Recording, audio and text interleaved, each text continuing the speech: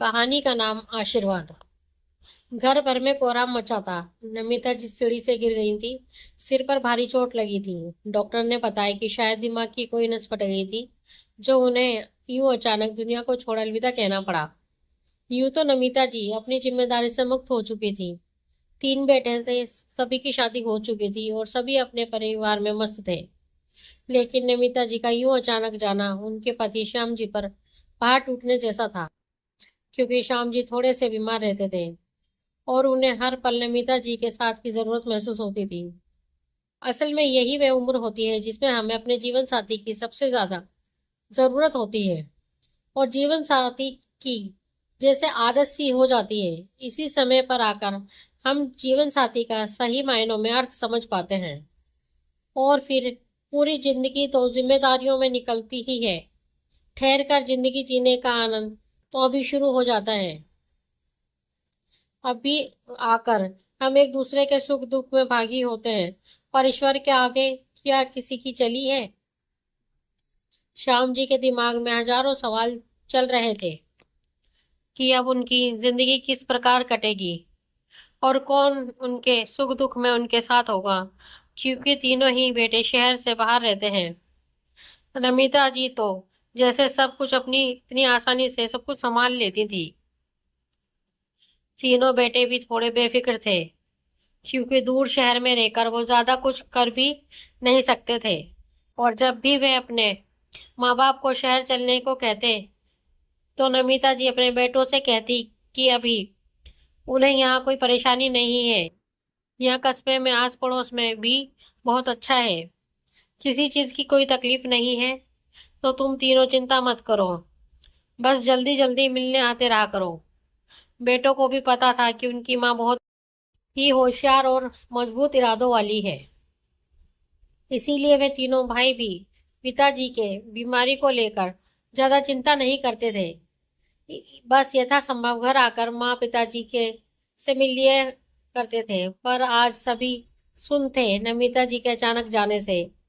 ये 13 दिन आने जाने वालों से मिलने में ही निकल गए। तीनों बहुएं घर चौका संभालती रहीं।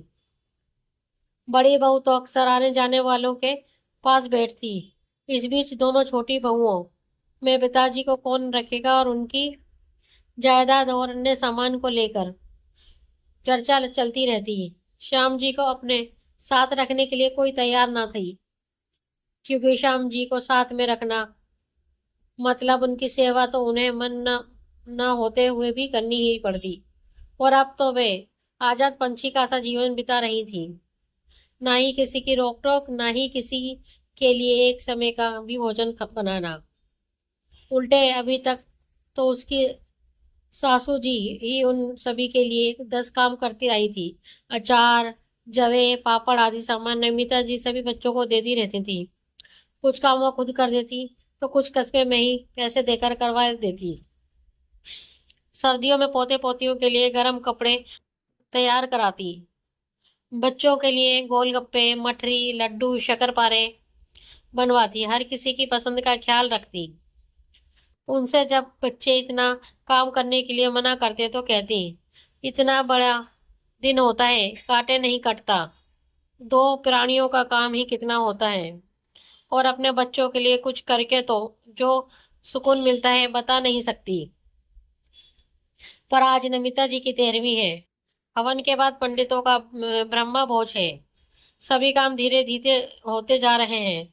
उधर श्याम जी का मन बहुत बेचैन है। शाम को सभी मेहमानों के जाने के बाद सभी बच्चे एक साथ बैठे हैं।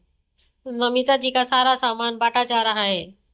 नमिता जी के पास सोने के काम कढ़ाई की 2 बहुत भारी साड़ियां हैं, जिनका मूल्य आज बहुत अधिक होगा, और शायद आज तो ऐसा काम साड़ियों पर मिले भी नहीं।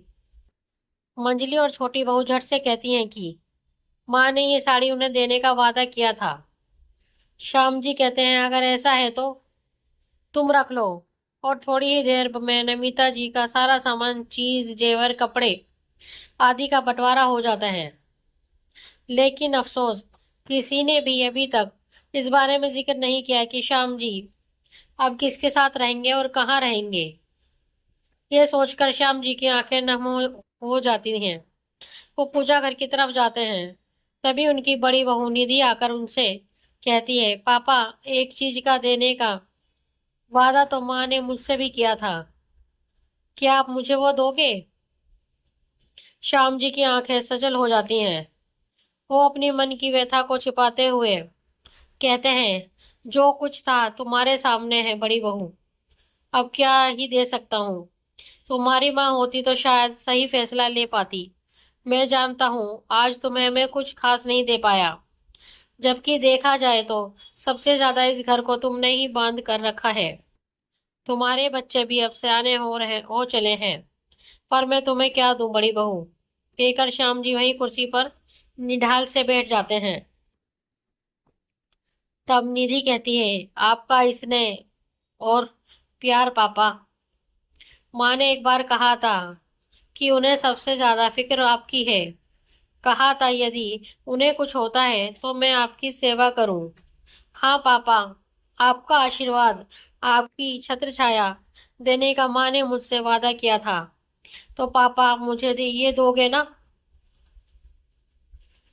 इतना सुनना था कि श्याम जी कुछ कहे तो नहीं पाते, पर उन्होंने अपना कपकपाता हुआ आशीर्वाद भरा हाथ अपनी बहू निधि के सर पर रख दिया और लगा जैसे मानो सही मायनों में बंटवारा पूरा हुआ हो। दोस्तों, आपको हमारी ये कहानी कैसी लगी प्लीज हमें कमेंट में बताएं। अगर कहानी आपको अच्छी लगे तो हमारे चैनल को लाइक एंड सब्सक्राइब करें और बेल आइकन दबाना ना भूलें। धन्यवाद।